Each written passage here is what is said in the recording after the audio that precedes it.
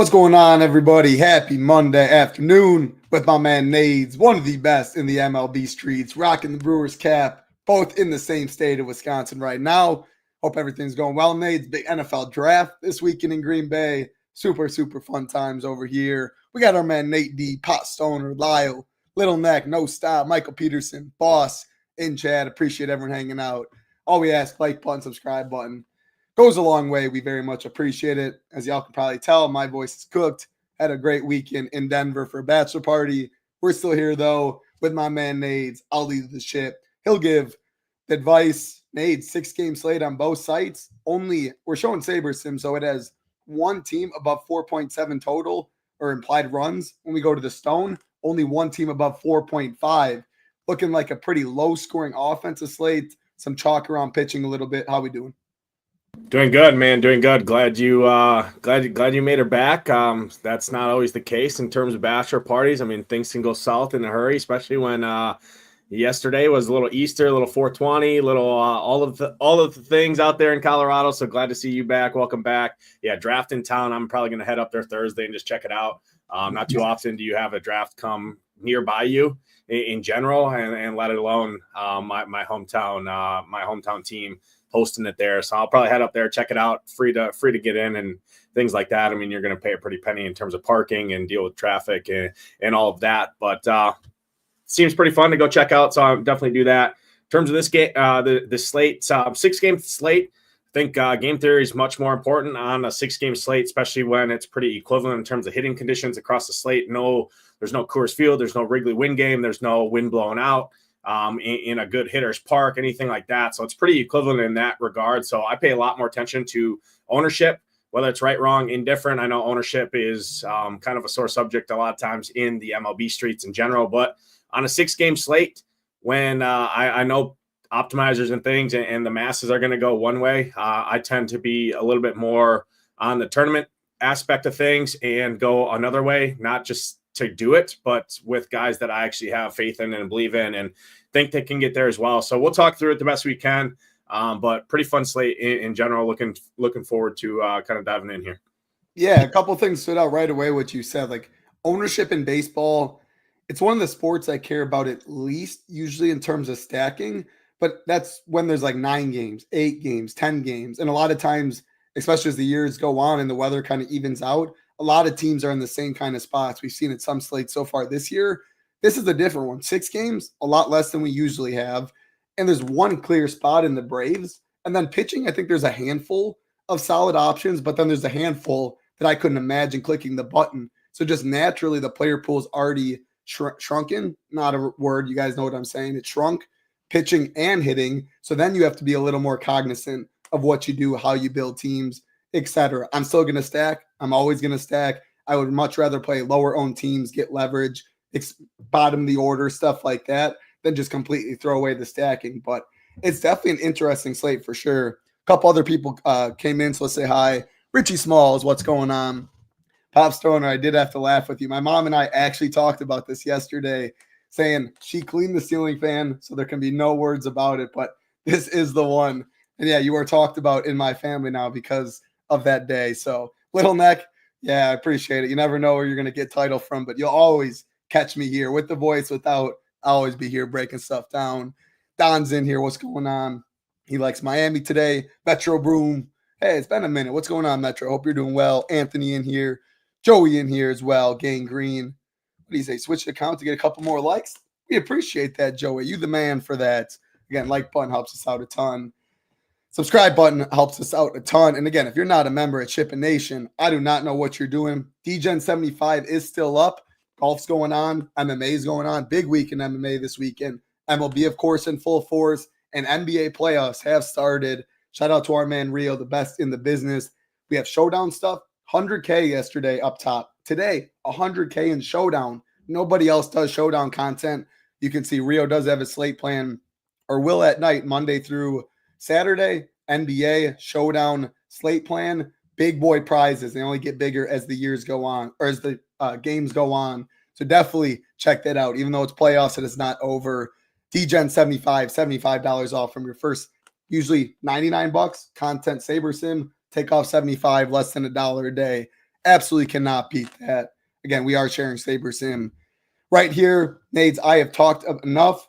So I'm going to, how do you want to do this? Do you want to touch about all of do it all? Yeah. Let's just do the whole. Yeah. Okay. Start with the X's. Start with the easy X's that I'm going to unclick and then go from there. So the easy X's, two off the top right away for me is Fetty Wap and Vasquez. Just not going to either of those guys. I don't want to go to Nola either. I'm out on Nola. He just hasn't looked great to me this year. I actually like the Mets offense against him. We're kind of, I mean, splitting hairs, to be honest, when you're trying to find offenses on the slate outside of obviously the Braves, where everyone's going to go to, and naturally the Reds, just because they scored 24 runs or 25 runs yesterday, means they have to do it again today in a much different matchup. But so that'll be an interesting point there. So I'm not playing those three guys in particular. Don't really think you need to mess with too many of the cheap guys, but on a slate where I just don't love much from the pitching take in general, I think you can definitely go down. For me, the pitching slide's easy. Robbie Ray in dry builds, dry runs in terms of SaberSim, using our projections, using ownership, and kind of just running 150 teams as like a casual tournament player would, just going into an optimizer, clicking optimize, filtering by projected score. Robbie Ray, almost 98% of teams, it wants to shove Robbie Ray on teams. Anytime Robbie Ray is going to be the highest owned pitcher on the slate, that's an easy cross-off spot for me. Not just because it's facing my Brewers. I get it, right? It is a good ballpark for pitching there, everything like that. His price is solid. He's dealt 4 walks in both of his last 2 starts. And in terms of stolen bases, everyone saw what the Brewers just did yesterday. They were the number 2 in the league last year in stolen bases. They're finally getting back under the belt and running it a little bit. And in terms of stolen base upside on the slate, even Robbie Ray being a lefty, he's allowed the most stolen bases per innings pitched out of all these starting pitchers on the slate so far this year. In terms of the formula that I'm looking at in terms of stolen bases divided by innings pitched, Hunter Brown's close up there too. So that combination with the ownership in terms of a Robbie Ray guy, I'm naturally going to kind of fade that in tournaments and just hope it doesn't kill me. I get it, right? It's a lefty against the Brewers on the road in a pitcher's ballpark. Everything points to Robbie Ray should have a good game. I'm just taking leverage and game theory approach when I like Schwellenbach a ton more. I think Lodolo of the 2 chalk guys, I definitely prefer Schwellenbach and Lodolo much more than Robbie Ray. So I won't have any Robbie Ray tonight in my 2 to 3 main teams in MME. Sure. You can definitely play him. Just know when you play him, you're going to have to get different. Don't go in there and play the Braves. Don't go in there and pair him with Lodolo and play the Braves or play the Reds. That's just going to be the same way, or Padres, excuse me. That's going to be the same way everybody else plays. So I wouldn't do that. Hunter Brown, I think, is a solid play at the top tier. The only issue that I have is Toronto's the worst strikeout matchup in baseball. Hunter Brown has put 4 quality starts together in a row, right? 4 for 4. I think he could. It's just Toronto, man. The strikeout matchup, we're especially against right-handed pitching, it's going to be brutal to target this Toronto offense all year. And Toronto will run. Hunter Brown allows stolen bases, so things can go south in a hurry. So for me, it's really Schwellenbach, number 1 on the slate for me. I love him. And then close behind is Kevin Gausman. And what I like about Kevin Gausman is in 150 teams running it on SaberSim, Saber didn't want to give me any of Gausman. So naturally, I know he's going to be lower owned. He's looked great this year. Houston against right-handed pitching is just abysmal. I mean, they got 1 lefty bat in there. They strike out a ton. Gausman's strikeout numbers are up. His pitch count is going to be there. I absolutely love him at 8K. He's my favorite option. He's a direct pivot right there off of Robbie Ray for $500 more. You can find $500 pretty easily on a slate when you have cheap hitters in all of these lineups for the most part. So for me, it's Schwellenbach, Lodolo, 1-2. Max Meyer, I think, is interesting as well. The Reds, how do the Reds get you? They start stealing bases, and then kind of they have some power, right? And they can hit the ball in the gap. Things can go south in a hurry. Mayer, in his limited sample, he's pitched for 3 seasons. Last year, in 57 innings pitched, he's only allowed 3 stolen bases. That's something I look into a lot is stolen bases. How can things go south in a hurry for you? Like I said, number 1, you walk guys, and number 2, those guys that you walk start stealing bases, instantly running and scoring position. So I actually think he's a pretty solid arm. I think he's good. He's got a pitcher's ballpark there. Everybody just saw what the Reds did yesterday, but this Reds offense, I talked about it all season long. They're going to break probably 5 to 10 slates a year, but you're also going to have probably much more than that, double or triple that in terms of optimal pitchers against this team, just because of their strikeout upside that this lineup portrays. So I actually like Max Meyer quite a bit. So for me, those are kind of the three guys that I really like a lot. And then punting down at the bottom, I think Quinn Priester and Montero both make some sense. Montero's nothing flashy, but he's looked good. It's direct leverage off of this Padres, watered-down Padres lineup. Sure, if he gets past Tatis and Machado, the lineup doesn't look as good. Those guys are definitely scary, but at 6,500, he looked decent against the Brewers. I don't mind some of Montero. I definitely prefer Priester more, a ground ball guy in that good pitcher's ballpark out there against the Giants. So for me, it's really Schwellenbach, Gausman. Have some interest in Lodolo as kind of my chalkier guy. Hunter Brown is fine, but I don't love spending up $9K against Toronto. And then Priester and Montero for me. Pretty much everybody else I'm not really getting to on this slate.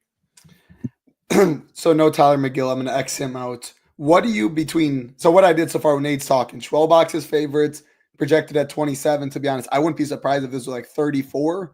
So then you put min exposure or something like that. He wants to guarantee to be over the field. He'd be fine if he gets 80%. If he said, no, I don't want 80, can go max 85, stuff like that.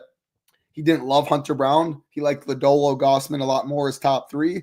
So it's clear. I want to make sure I'm overweight on all three of his favorites. Robbie Ray, he did not like. Now, Robbie Ray on this slate, if you're playing 20 teams, 10 teams, I don't think you should just completely X them. This is how I like to do it. Nate specifically said that. 2 teams, you wouldn't play them, maybe 1 team of the 3, but maybe 0. But if you're building 10, 20, 40, you're building a lot of teams to build a portfolio. That doesn't mean you have to go all in or make huge stands. You're less than half the field on Robbie Ray. That's a big stand. But just say Robbie Ray throws a gem. You have the right Robbie Ray team with yours. It's so top heavy nowadays. Rio 2 weeks ago won 50,000. Second place, which he also won, was 10,000. You need first place long term. So it only takes one lineup. I don't think you need to make the craziest stands by Xing, but 15% max Robbie Ray, that's going to be a lot under the field. My question for you. So my clear 4 favorites, Schwellenbach, Lodolo, Gausman, Meyer. I love the Meyer Lodolo pitching stack. Marlins by far the worst hitting park on the slate right here. I love going back and forth with those 2 in that game. The Schwellenbach stuff is interesting. I just think he's one of the best real life on the slate. I'm not worried about the Cardinals. It is good hitting weather, though. I wanted to say it was like 80. That's like 75 degrees. 80, yeah, it's 83, like 75. 85. Yeah. So that's a little concerning. And he's going to get ownership. So maybe I do have Lodolo. It's clearly the Lodolo, the Meyer, the Schwellenbach, and Gausman for me. What I want to ask about Priester and Montero down here. So I'm looking at projections. If I saw like 3 or 4 pitchers all projected with 19 or more, there's no way I would get to Priester and Montero. That's not the case on this slate. Looking just at projections right here, it looks like 18, 20 could absolutely be enough. What would you want from Priester and Montero to be good clicking them? Yeah, I mean, I think it's all slate dependent. Do I think any of these pitchers really goes out there and gets us a 30? Probably not. Is it in the realm of possibilities? Absolutely. Could Robbie Ray go out there and strike out 10 Brewers? Yeah, absolutely he could. Could Schwellenbach go out there and mow through this Arenado-less Cardinals lineup? Yeah, absolutely he could. Despite the weather there, right? Lodolo is the one that's I'm kind of scared. I know you like him. I like him a decent amount just given the slate, but I mean he's sitting at a 14% strikeout rate on the season through 4 starts. I get it. He was much higher strikeout arm than that last year. His strikeout stuff started to come back a little bit last start. But everyone's kind of just going to click that due to the Marlins matchup. I do like it.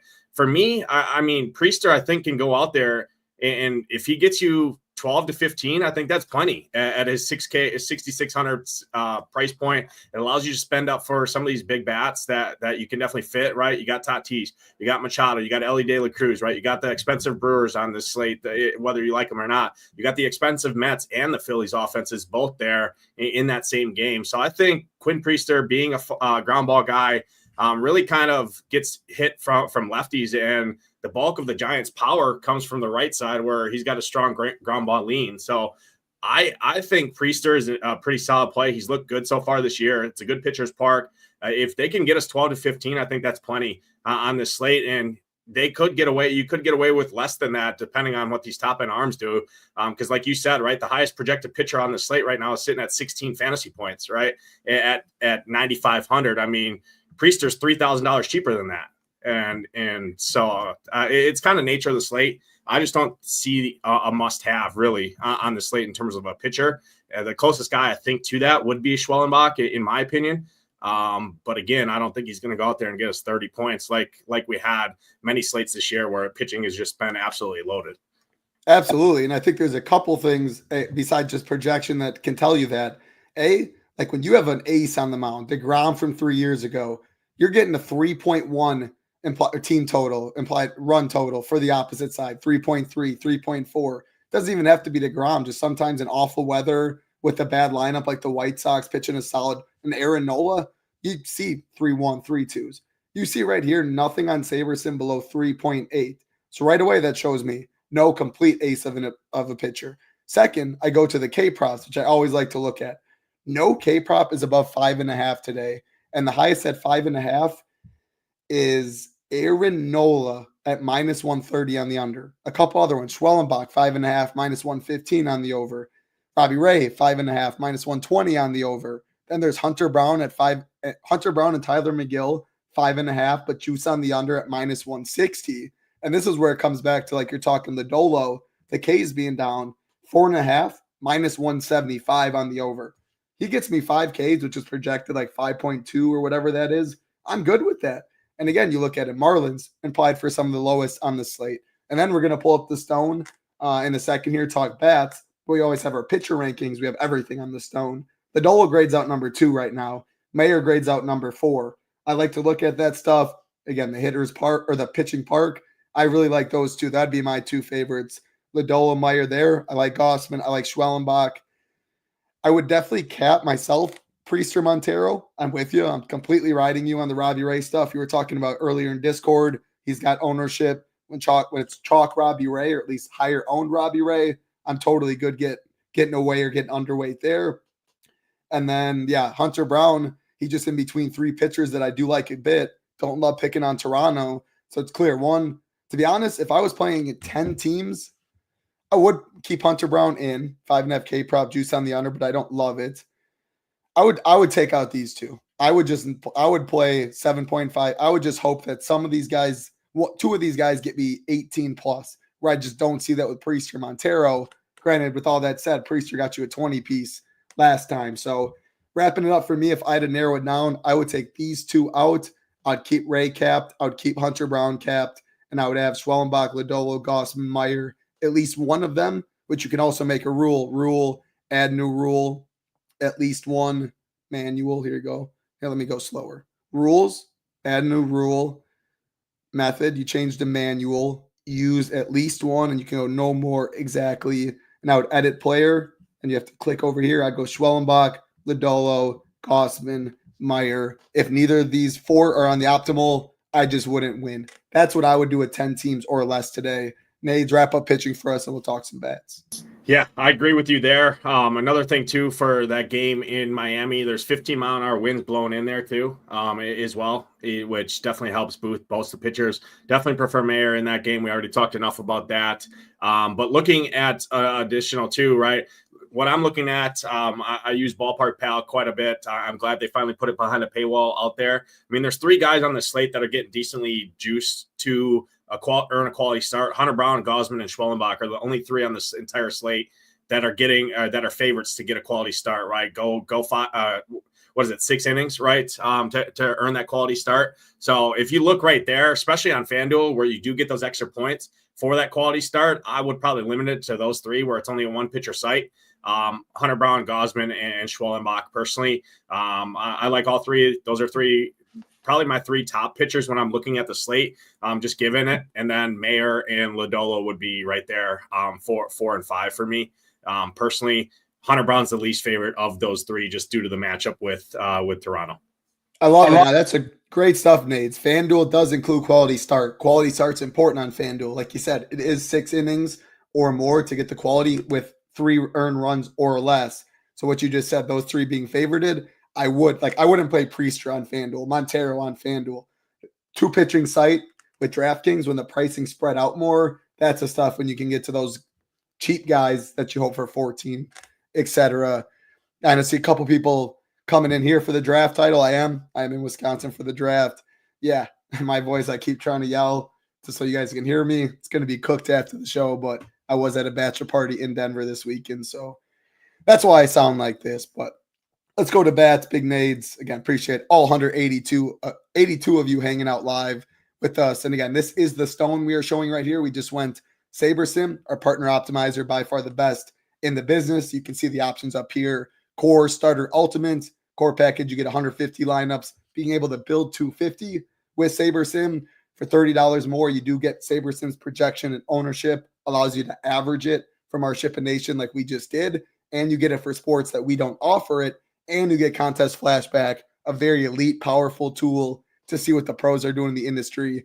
Contest sims, playing hundreds of dollars a week. You want to check it out. Awesome. Very, very powerful stuff. Running hundreds of thousands simulations, play-by-play to get you lineups that did win in that simulation. Yes, it's a little expensive, $297 for the first month, then $321. I've been using it for years. I play a lot of money in the tournament, so I think it's worth it for myself. Again, if you're playing $10 a day, I would not buy that. If you're playing $250 a day, I would definitely strongly consider maybe giving it a try. But right now, I don't think you should do anything but the core. The reason for that, DGen 75, you get the core package of SaberSim and all of our content, usually $99. Now only $24, $75 off, less than $1 a day for content and an optimizer, the best optimizer. Feels like a no-brainer, and the best community in the Discord. We would absolutely love to have you. All right, Nades, we're going to talk some stacks. Again, 6 games on it. Cincinnati Reds taking on the Miami Marlins. We have an 8 total in this one. I mentioned it. I like Lodolo. I like Meyer. Lodolo number 2 in our pitcher rankings. Meyer 4. I guess the Reds are grading out decently in the hitter rankings. Again, remember, it's a 6-game slate. So you're not going to see some of these teams. Look at this. You're not going to see a bunch, one of these teams have all the guys in the hundreds like you would on a 9-game slate. So even though this looks okay, where am I at? Even though this looks okay, it really is screaming to me Matt McClain, and that's pretty much it. This side, Otto Lopez looks all right. Nothing too much after that. And usually that's the case. When they like your pitcher, when the numbers like the pitcher, they don't love the stack against it. I won't get to much of this game. What about you? Yeah, and that's actually a big take because look at the Reds' projected ownership. I mean, everybody on that roster outside of Candelario and Fraley are both projected to be probably pushing 15 to 20% ownership. That just goes up the smaller their field gets in general, especially because recency bias is so big. This slate is kind of gross. People are going to go in there. Oh, the Reds did it yesterday. I missed out. Let me jump on them here against the bad bullpen and a bad pitching staff in general. In the Marlins, Meyer, like I said, it has been good. 32% K rate on the season so far at home. Average innings pitched. He's getting to that six inning mark. I'm definitely under on the Reds. The only issue is looking at the slate. I mean, I alluded to it in the slate plan.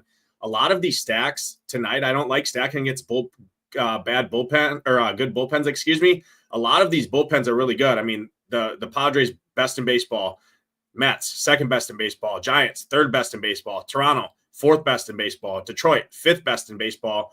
Bad bullpens on the slate are Philly, Miami up there near the top of all of baseball. Miami's 7th worst or 6th worst I'm looking at in terms of whip. Their ERAs north of 4. They've given up 11 home runs. So things can go bad for the Marlins. But again, that's all encompassing of the bullpen. That doesn't tell you, hey, Mayer, if he goes out there and pitches solid, which we want him to, and gets you 6-7 innings, the best bullpen arms are coming out, right, of that game. And every bullpen, regardless of who you are, has solid arms in there outside of maybe like the Rockies. Marlins, I mean, aren't the greatest. But that's one thing giving me fits about the Reds. Plus the stolen base upside is really where you want the Reds. And that help stacks in general, especially when I don't expect a lot of home runs. I'm looking for additional upside. Reds definitely have stolen bases, but Meyer just doesn't give up stolen bases. So it definitely caps their ownership or their upside there. I think Reds in 20 max and higher, I think are definitely solid plays. I won't be playing any Reds on either of my main teams. I'm fine kind of pivoting when others are jumping on. On the Marlins side, I will say Lodolo, you can get some steals on him. His strikeout stuff hasn't been there, but his control has been a much better, and those probably go hand in hand. He was I've seen he cut some of his velocity down on some of his pitches, I believe. So obviously that helps you in terms of locating pitches, less walks. Marlins just don't have a lot of power. I mean, Otto Lopez is a stolen base guy.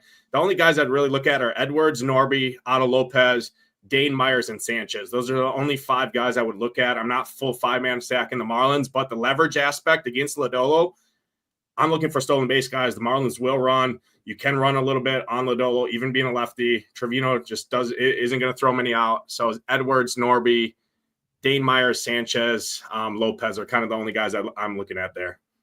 Great breakdown. So Don was talking earlier. He said he already has a Marlins stack. He has Myers, Edwards, Norby, and he did say Meyer the pitcher. First thing I want to say, you don't include like the pitcher in your stack. There's definitely a little positive correlation if you play the pitcher and a 5-man stack for the Marlins, because you get more like a better chance at the win. If the Marlins do put up runs, that means Meyer has a better chance to get the win. That does not mean that he's going to pitch well by any means, though. It can be 11-11 after 5 innings. But so that's the first thing. And then the second, you said you had Edwards, Norby. Who else would you do? Nades touched on it right at the end. Otto Lopez, who grades out well. You said Dane Myers. I'm tweeting this whole time. Myers. Yeah, there's 5 bats that I would even look at for the Marlins, and he had 3 of them. So Xavier Edwards, Connor Norby, Dane Myers, Jesus Sanchez, and Otto Lopez are the only guys I'm looking at. There's some other guys in there that you could definitely play, but those are guys, they're all cheap. They have stolen base upside. They will run. And, that's the only guys I'm really looking at.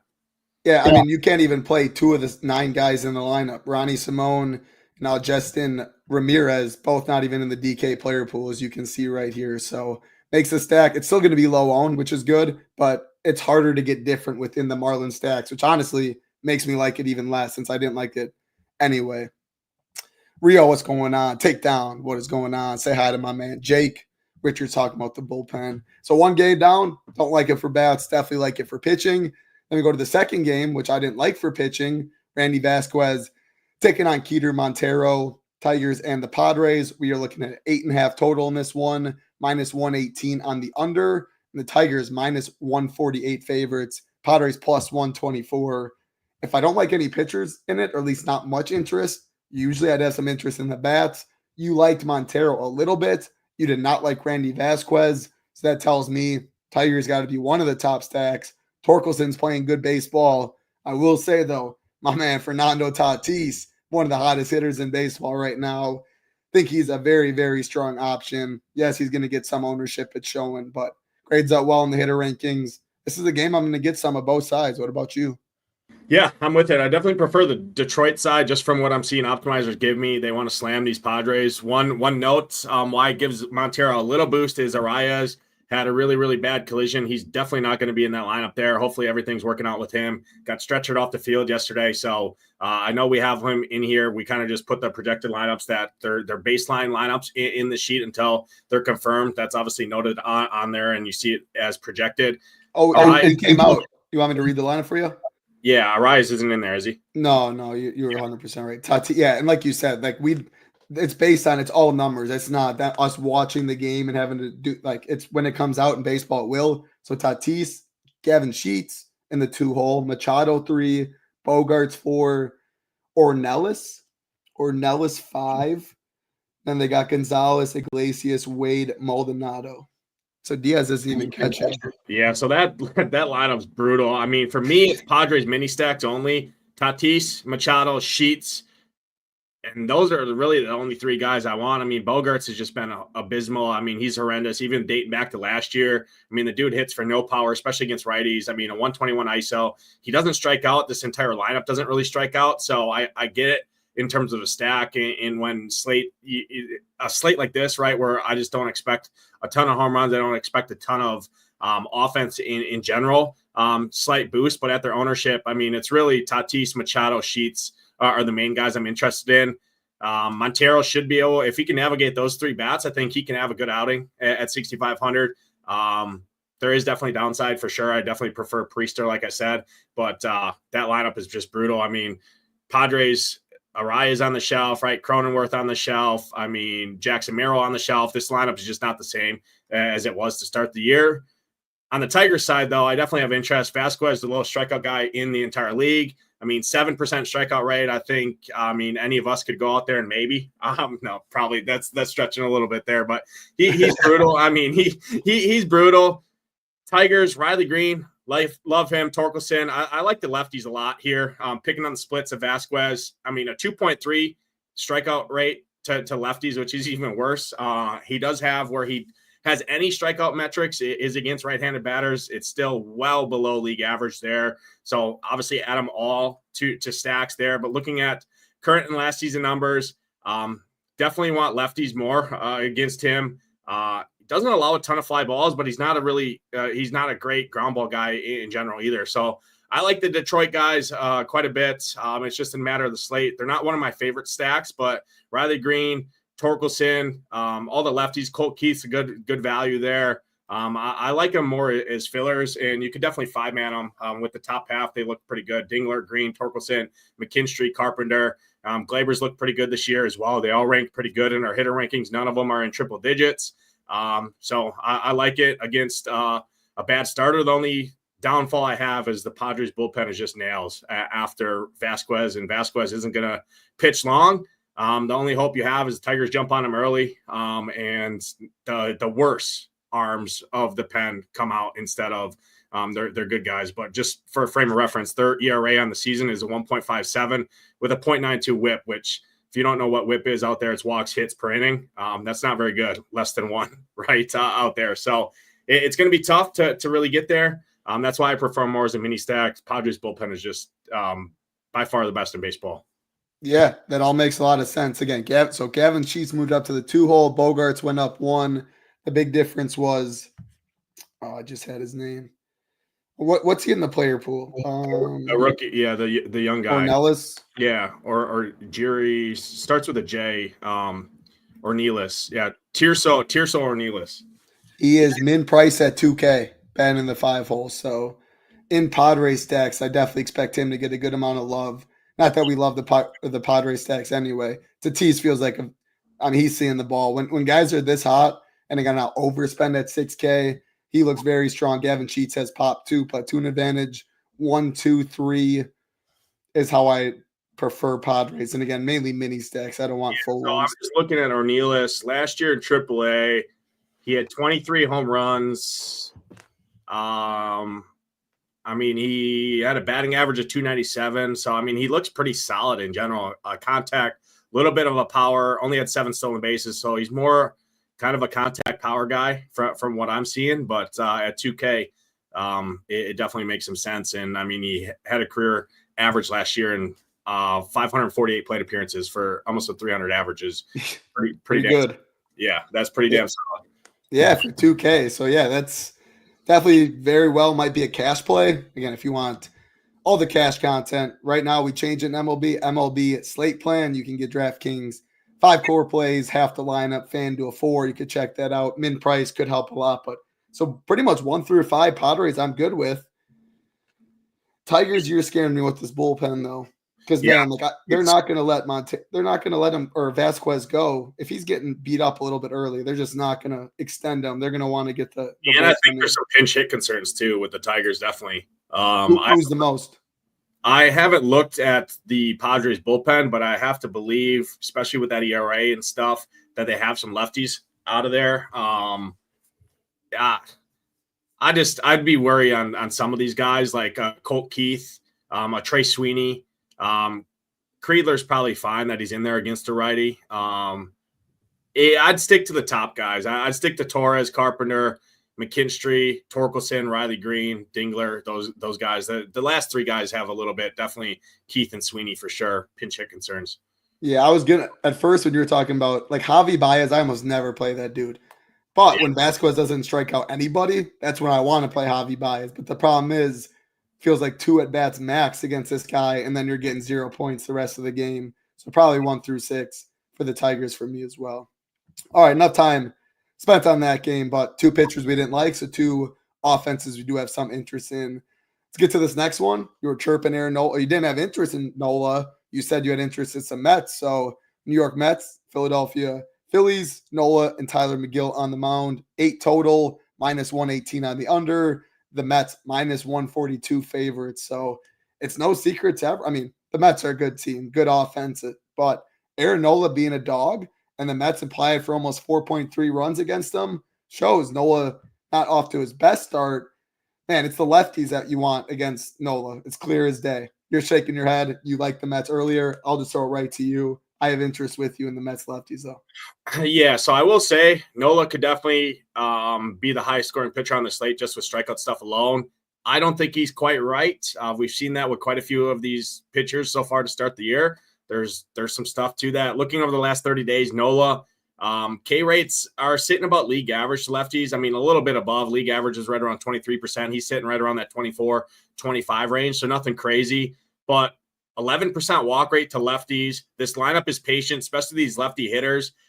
11% walk rate, ISO of 239, fly ball rate approaching 40%, and you got some really, really good lefties in this lineup. Lindor, Nimmo, Soto, Winker is playing good right now. Beatty as a cheap guy. I think the lefties here for the Mets are really nice. Naturally, we're showing some ownership. I just don't think it really gets to anywhere near anyone else just because Aaron Nola's name recognition alone. People have a hard time clicking guys against him. But look at these hitter rankings. I mean, even Torres ranks great there. Nimmo, Alonso has a really good for all you BVP guys out there that make fun of BVP and stuff.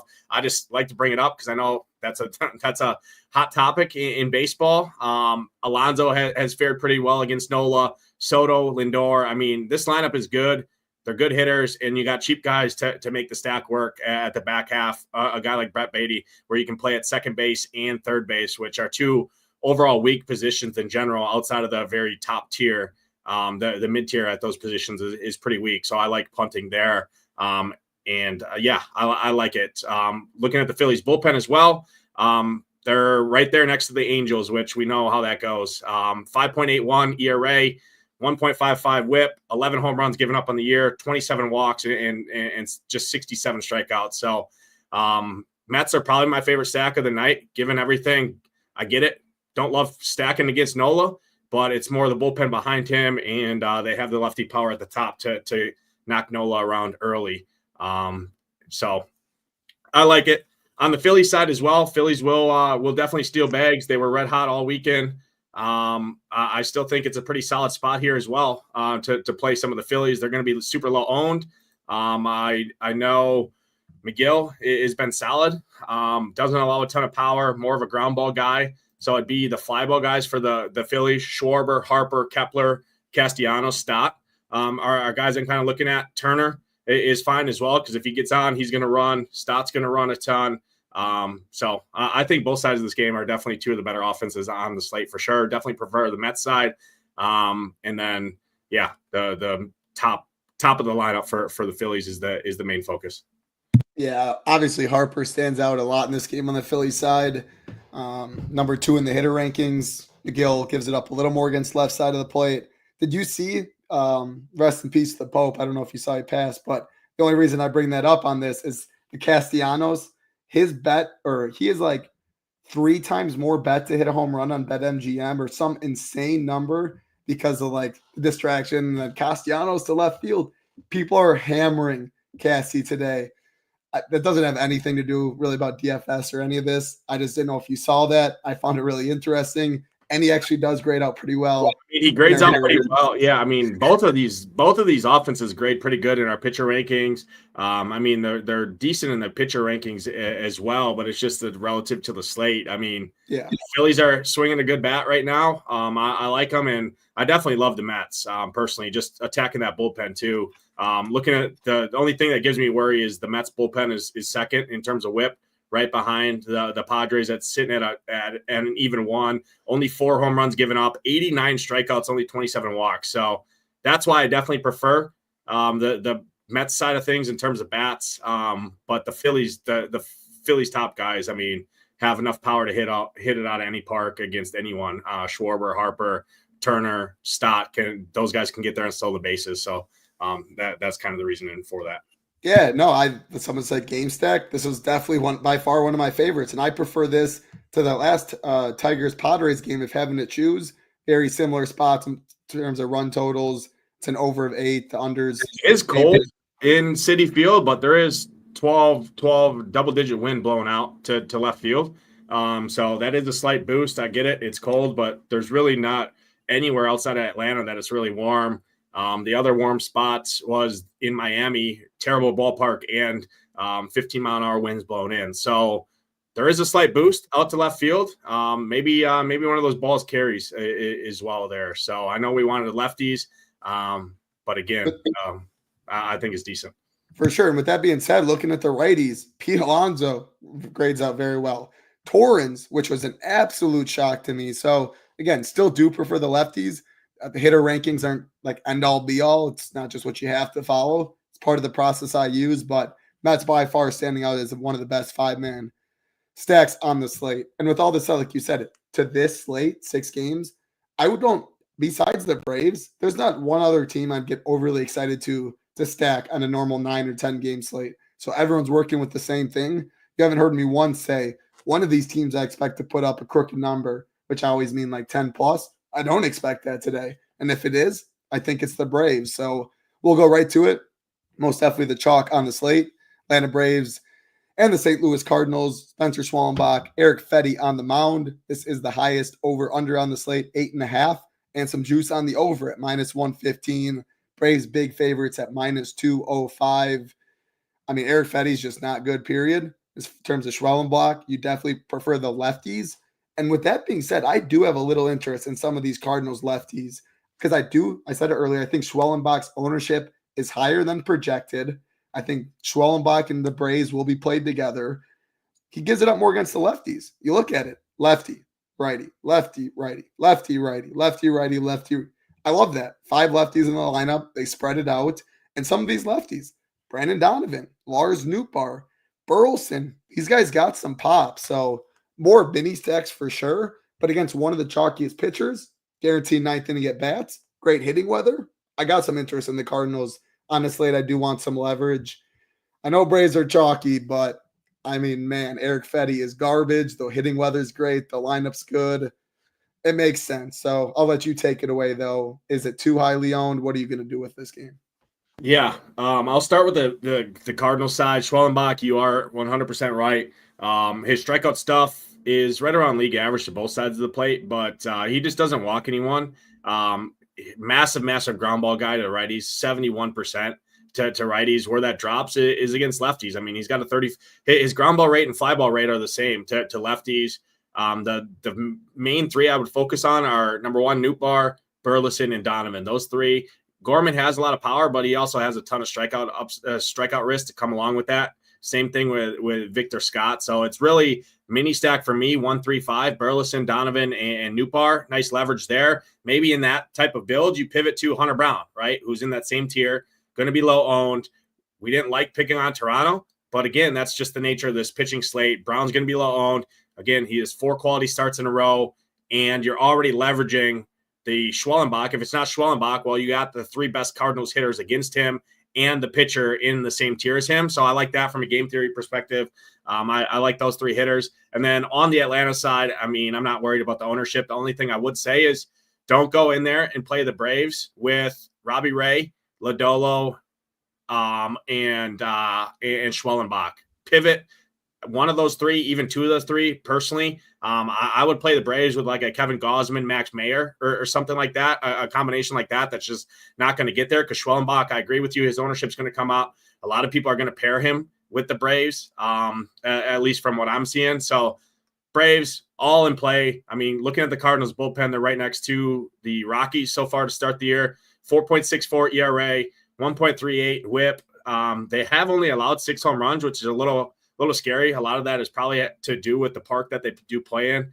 Their home field there is not great for home runs in general. 29 walks, 64 strikeouts. So it's more the ERA numbers for me, 4.64. The whip numbers are I think they're like ninth right now. I'm hard to counting here. They're definitely top 10 to worst in the league is what I have to say in regard to that. So Braves, I mean, this offense has been abysmal all season.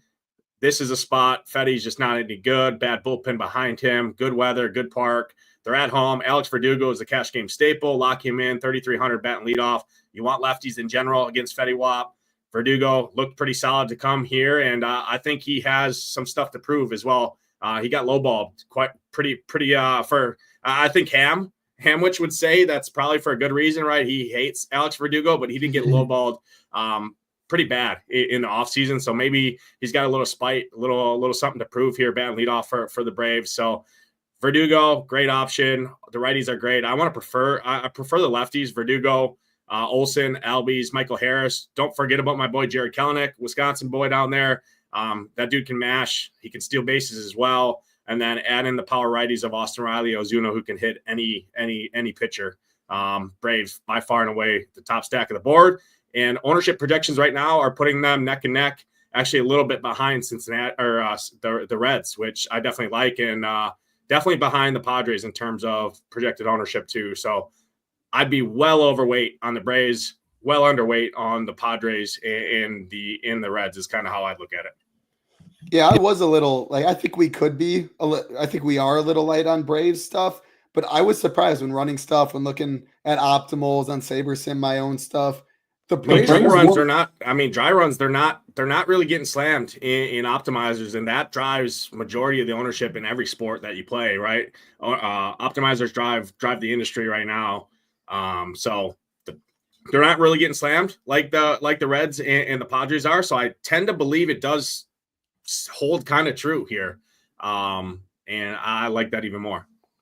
Is from the sound of it, is Nick Allen and then Sean Murphy, are these the only two you would not play? Or would you, like, if SaberSim gave you it, would you be fine rolling with it? I mean, I'd be fine with it. Definitely Sean Murphy. He's red hot right now. It's a onesie catcher position. I get it. He's 4,600. I probably prefer William Contreras as a pivot in that range. Nick Allen, I don't love in general, but this Braves team hasn't really been pinch hitting because they have nobody to really pinch hit for with the injuries. Nick Allen by far would be my least favorite. But the other 8 guys, I love all of them. Yeah, I like it. And again, I do agree with you. Verdugo will be, I think, the most popular. You and I disagree a little bit. I think Braves are going to steam up to the 25% range, 22 maybe on average. Regardless, though, I think they're the best offense. There's a handful of pitchers. Nate talked about Priester. He said he's fine going low. Just don't go 2 of the 3, like Nate said, pitchers, 5-man top of the order Braves, and fill it in with the guy in the 5 hole that's that's 2K on San Diego. Like, you just don't want to win that. Not that you don't want to win that way. It's really hard to win that way. You're eating all the chalk.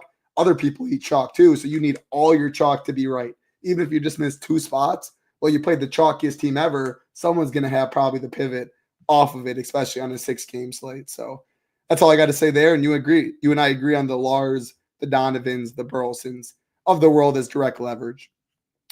All right, couple games left. Appreciate all 275 watching. Again, my voice, you could tell, probably going, but got to say, of 275 watching, there's probably a handful for sure, maybe even 100 that have not tried SHIPIT Nation. By far the best code going on right now. $99 that usually is for SaberSim and all of our content. Use that code DGen75, $75 off, less than $1 a day. It's just $24. All of our content, PGA still going, MMA, NBA playoffs, MLB, NASCAR, so many sports, so many big prizes out there right now. DGen75, $75 off, all the content, and the SaberSim core, which allows you to build 250 teams and see 150. If you ever want to upgrade, you can just email info@chipnation.com to the starter or the ultimate pack. And if you do join, most definitely get in the Discord. $24 for a whole month with an optimizer and content. I mean, I remember getting the industry 6 years ago, and it wasn't even close to those prices. So we'd love to have you. And again, do get in the Discord if you join. Next game, Houston Astros Toronto Blue Jays, we are looking at a 7.5 total in this one, and the under is juiced at -118. -142 favorites are the Astros, +120 Blue Jays. Hunter Brown grades out one our pitching projections or pitching rankings. Gossman does. You like Gossman a lot. You didn't love Hunter Brown. By no means is Hunter Brown a guy I like to pick on. So I don't like the offenses in this one. What about you? Yeah, don't like either of these offenses. You can always play Jordan. Paredes has been hitting the ball a little bit. Third base is overall pretty weak. I talk about that pretty frequently. It's just kind of what I look at, right? I look at position eligibility. I look at positions, and years past, third base was loaded. That's not the case. It's shifted over to shortstop, definitely, and outfield in today's world. So second base and third base are weak. You can always play a guy with power at that position. On the Blue Jays side, I would definitely – reason I didn't love Hunter Brown, I think he's a great pivot in the top tier, but I do think he's going to pick up, decent amount of ownership. He's probably going to be third or fourth highest owned pitcher on the slate against the lowest strikeout team in the league against right-handed pitching. The one thing I would say with the Blue Jays, there's three guys that I would have interest in. I don't see a confirmed lineup in here. Hunter Brown's allowed 25 stolen bases over the last 2 seasons. That's highest on the slate. Now, a lot of guys have gotten gunned down, right, in terms of – or caught stealing, I should say. Jimenez, Springer, Clement are really the guys that are going to run. Bo Bichette will run too, but he's expensive. So Clement, a solid value. Jimenez, a solid value. Don't love Springer, but he's up there. Those guys both have double-digit stolen bases. Jimenez has 37 stolen bases over the last 2 seasons. So, again, just one-offs at a weak position. Jimenez is by far my favorite guy. He has a little power as well. Don't love picking on Hunter Brown, but it's the nature of the slate. If you need a one-off or a mini stack, like a Jimenez Springer right there, or Clement at the back half, I think it's definitely fine. Bo Bichette's always fine, especially at 4,300 with power and speed at a shortstop position there. I'm going to be a pivot off of guys like Ellie De La Cruz as well on the slate. It'd just be the stolen base guys that would be my interest. Hey, great little nuggets right there. Both these teams, as you can see, probably the lowest owned on the slate. I mean, Blue Jays definitely will be one of the lowest. I don't think Astros get too much as well, but I just would rather play like Tigers Padres. I look at the game pretty similar. I don't love playing too many 7.5 juice on the unders. Both pitchers grade out well in the rankings. 2 pitchers that'll be in my pool, just not offenses I want to get too much. Mini stacks at best. All right, Nades. Last game of the night. We talked a lot about it. Robbie Ray getting some ownership, taking on your Milwaukee Brewers, Giants Brewers, and we have Priester on the mound for the Brewers, looking at 7.5 total now. Juice on the over at -120. The Giants are -135 favorites. I'll let you take it away. You've talked a lot in Discord, on the show a little bit. Robbie Ray and the struggles with stolen bases. The Brewers just broke a record yesterday in the first inning with 6 stolen bases. A team that likes to run against a team that cannot hold runners very well. Is it the Brewers smash? And then what are we doing with the Giants? Yeah, Brewers are probably my favorite sneaky stack of the board, not just because I'm a Milwaukee homer. I'm looking at these numbers. Robbie Ray, you can steal against him. He allows almost a 20% walk rate to both sides of the plate, definitely to lefties. I mean, he's sitting at a 21% walk rate over the course of the last 30 days with fly ball and power concerns to both sides of the plate. I get it. The ballpark's terrible.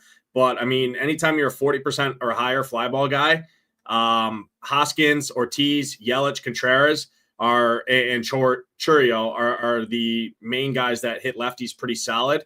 And then you add in the stolen base upside with guys like Terang, who will swipe every time. Our rookie, who we just called up, one of the best. We got him in that trade with Devin Williams. He was one of the best prospects from the Yankees organization, Caleb Durbin. He came over. He's got some power. He does have stolen base. He's got one on the season already. Frelick will run. This entire team, outside of probably Rhys Hoskins, will literally run. Once they get he got one yesterday. I think they ended it with 9 or 10 stolen bases at the end of that game, which was ridiculous. But again, it's not just a fluke. This team was second behind the Reds last year, I believe, when it was all said and done in terms of stolen bases. That's why they were a surprise to many last year, because again, stolen bases cause issues in a hurry, instantly in scoring position. I would prefer full stacking against Robbie Ray, because when it goes bad, it's going to go really bad. He's going to walk guys, gets a guy on, he's got to come back, hone it in, throw pitches more over the middle of the plate to avoid walks. And that's when a home run can come up, even in this bad ballpark. I know wind doesn't affect the stadium at all. So people are saying wind's blowing out here. Wind swirls around the top of the stadium. Doesn't really affect it. The wind's always blowing out to center pretty much every time in the stadium. It's just more, I like a team that can get there with stolen bases. I mean, you get the poor man's home run, right? You get a walk or a single, steal second. That's instantly, I mean, you're sitting almost at double-digit DraftKings points and one at bat there. So I like this team. It's going to be low owned. I don't love picking on them in general on a full 12-game slate. I wouldn't have any interest really here. But again, it's the nature of the slate. I don't need home runs in this park here to really get on the winner when a team's going to steal. So that's the reason for that. I get it, right? San Fran's bullpen is good. They're right there with the Mets and the Padres. It's just the nature of the slate. So low ownership on a team that's going to run. That's kind of the reasoning there for the Brewers. On the flip side, the Giants, their main power bats come from the right side. Priester has a huge ground ball lean to both sides of the plate in general. Where he's more is against righties. So I just don't love stacking against a ground ball pitcher in general in a bad ballpark. Yastrzemski, the lefties would be my main guys. I mean, Yastrzemski, Lamani Wade, if he's in there, Young Ho Lee, if he's in there. Outside of that, definitely prefer Brewers stacking in this game over the Giants side. Great breakdown. And what you said about the Brewers, one specific thing that I was going to say that you ended up saying, 12-game slate. I wouldn't have interest in the Brewers. How many times do I think they put up 8+ today? Not very often. On this slate, there might be no team that puts up 8+. Again, the Braves implied the most at 5, plenty of 4s, high 3s. 6 runs could be enough on the winner. Now, 6 runs is not much, but if you have 8 stolen bases or the slate plays a lot lower scoring, there's less homers, there's less stuff like that. Those stolen bases mean a lot more, stuff like that. And yeah, anytime a walk or a single turns into a double because of a stolen base, that things adds up. Now you have, if you're stacking, if you're 5-man stacking, Robbie Ray's walking, he's giving up stolen base, etc. You have a lot of opportunities with your batters with runs in scoring position, a single right there. Now you're getting RBI, a run with your guy on second base. Now your guy's on base, he can maybe steal. So it can just turn over in a hurry against Robbie Ray. And Robbie Ray he's minus 202 to record 3+ walks. Minus 202. That's wild. Yeah. So right there it tells you alone. I mean, Terang has the 3rd best prop on the slate for stolen base, right behind Ellie and Duran, who's not on the slate. He played earlier. So, I mean, Ellie led the league last year in stolen bases, or was right up there. Terang's right there behind him. Xavier Edwards, Jimenez, the guys I talked about earlier. Xavier Edwards for the Marlins, Jimenez for the Blue Jays, and then it's 3 Phillies. So that's where I'm really looking into. I think stolen bases is slept on, especially on a slate where hitting's pretty equivalent. And Robbie Ray's mega juice to allow 3+ walks, which that's an easy way to get a free pass and steal second. Absolutely. So that was all 6 games. Talking bats, I'll throw it to Nades in a second to wrap everything up. Great breakdown as always, Nades, pitching and the stacks. Nades also does have the slate plan up. MLB slate plan. You can see stack rankings, how we rank them, and the stack ownership, hitting rankings, pitcher rankings, etc. Projections, ownership, of course. But I wanted first to touch on, before we get on out of here, Spencer, always in here. Hope you're doing well. What is the best way to spread out stacks on SaberSim when multi-entering? What I do is I go right here to the team stacks, and then I do a lot of my work here. So again, I ran the dry run a while or in the beginning, and I just ran the optimizer mode. So I didn't make sure I had 5-man stacks, all that, etc. But right here, pretend this is a 5-man stack, 85% Padres. I do mine, and there's so many ways to do it right here. I don't want more than 25%. Now, how do I determine what that 25% is? That's just in my head and kind of talking through the slate, knowing the slate, and then just assigning. I want to be overweight, but not this overweight. That is literally how I always do mine. Then I'd rebuild it, etc. If you have 5,000 or if you have enough in your pool, it'll automatically drop it down to meet your thing until it cannot anymore. And when it can't, I would rerun it right here. Sim mode, of course, though. But all my stuff is done right here for taking stuff down. Or just be like, where's the Braves at? Atlanta, 10%. No, I'll eat chalk. I want 25% Braves 5-man. and then it automatically updated because I could in my pool showing 20 teams. But this is exactly how I would do it right into here in stack exposure. This is huge. Like I wouldn't want 2 stacks. I play 5 3s and 5 2-1s almost predominantly. Sometimes a 4-4, but not much. 5-2, 5-3, 5-2-1, 5-3 on FanDuel, 4-4, 4-3. That's how I do it right there. Appreciate that takedown. Horse is almost cooked. So Nate, finish that up. Finish any final thoughts, and we'll get on out of here. Yeah, I do it exactly how you do it. I put min-max exposures on teams I want to get overweight on. In particular, I'll put a heavier 20, 25%. But I do a lot of lineup review as well with SaberSim. Gives you the opportunity to do that. One of the best players in the world, Giant Squid. You'll see it kind of goes back to your risk tolerance. You'll see Giant Squid go 10% pretty much. I mean, he goes between 10 and 20% for the most part on every team on the slate. He doesn't go over 20%.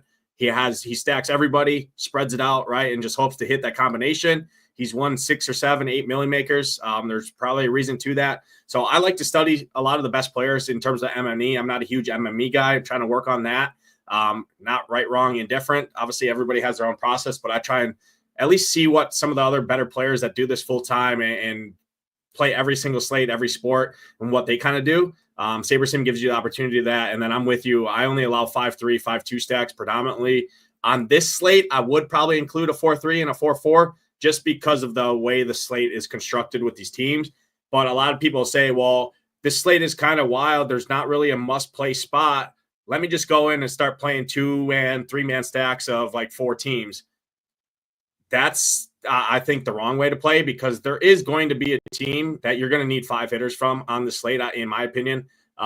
So especially on a lower scoring slate, you need to hit that team that scores 8 runs, 9 runs, 10 runs if it happens. And I don't want just 3 guys or 4 guys from that team. I want 5-man. So that's why I'm always a 5-3 or 5-2 guy. And then get different with your one-offs and your 2-man mini stacks is how I do it. But I do the min-max exposures as well. Cap the chalkier spots that I want to get underweight on. Give a higher min exposure to teams that I want to get overweight on. And you can do it all the way through. You can click 5-man stacks, do it that way, and then go to your 2-man or your 3-man stacks and cap or min exposure those stacks in general to help filter in, and then let the calculator optimizer do the math for you, putting those teams together, and then look through them that way. Great stuff, Nate. So when Nate was talking, and again, you can rewind this to show how I got there. It was clicking the slate you wanted from yesterday, April 20th, MLB, the contest. I selected the rally or the relay throw. I sorted. I right-clicked Giant because Nate was talking about Giant Squid, and right here. And it's just such a cheat code. I mean, this is so powerful. Again, this is not on the core package, but it's on the starter and the ultimate, as you can see right here, contest flashback, starter ultimate. What Nate is saying about his stacks, 5-man stacks. He had no stack over 15%. Again, there is a little bug right here. You can report it. I'm just 22 plus 19 plus 17 plus that does not equal. Oh, actually, I take that back. There's not a bug because I went to stack exposure and saw his stacks. You can see what he runs. Now, I want to give a little warning. I believe Giant Squid. I don't know him. I don't know him in person. I've seen him once, but I don't know his process. I believe, or I look at like guys like him, Chipotle, etc. They have their own algorithm, their own model, their own stuff. So their lineups, whatever they spit out is positive ROI. Like they just play. They don't tinker and stuff like that. They built it. Diversity in there. You can listen to nerdy tenor talk. Way over my head. Regardless, what I'm saying is his 4-mans right here, or his like four-man stack and then all one-offs. I just don't think I can build a plus EV team like that. I believe it's very easy to build 5-2-1s and 5-3 plus EV teams. So I'll make my life a lot easier. I don't have this master algorithm that'll give me this. I click select and then I go about my day. I do that min, the max. I try and narrow it down. And I'm looking at other people, seeing what they're doing to try and get a gauge to manually be able to do that. But that's why I make it easy on myself. Okay, 5-2-1s, 5-3s. I don't have to worry sifting through 4-4s, 4-3s, 4-2s. Again, with all that being said, though, if you respect him, maybe you do want to change up little stuff like that. This is the power it does. You want to see what Rio does. And Rio's a freaking beast. If he played this slate, who knows if he did? Yeah, of course he did. He's a monster. Rio, here we go. 5-2, 5-3s mainly, and then he mixes in a little 4s. Team stacks. Okay, he loved the Phillies yesterday. Outside of that, though, he didn't. He spread it out. 4-man, spread out. Little stuff like that. You can go back and see what pros do. So you brought up contest flashback. I wanted to then pull that out. You can rewind to see how I got there too. Again, what date it was, the 20th, what contest you want to see, and from there you can go about it. Let's wrap it up though, Nades. Again, 6 games. I think 260 still stayed to watch that. This is very important in DFS. It's made me a better DFS player. It's made Rio a better DFS player. It's made you a better DFS player. There's no one way to do everything. Just got to find what works for you, your process. And we always say that at SHIPIT Nation, but we truly mean it. More education. These 5 videos. Check out the MLB video, hour and a half with Hoop and Tambo. If you're playing MMA, etc., it's building your process. It's not, oh, the Braves are on the winner today. Go plug in 100% Braves. I don't believe you can win like that long term. Nades, that's all I got. My voice is completely cooked. You give people final thoughts, and you send us out, and I'll click the button. I'll send everybody out. Final thoughts. And enjoy it. I think it's a pretty fun slate. We went in depth.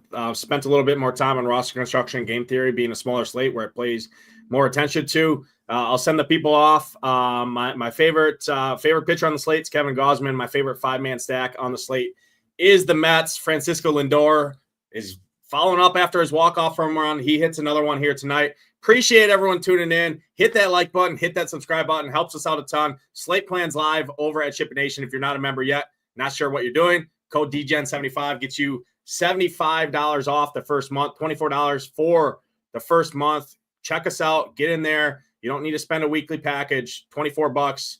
Check us out. Get in there. But that's going to do it. Appreciate everyone tuning in. For Title, I'm Nate. Good luck, everybody. We'll catch you guys next time. Peace.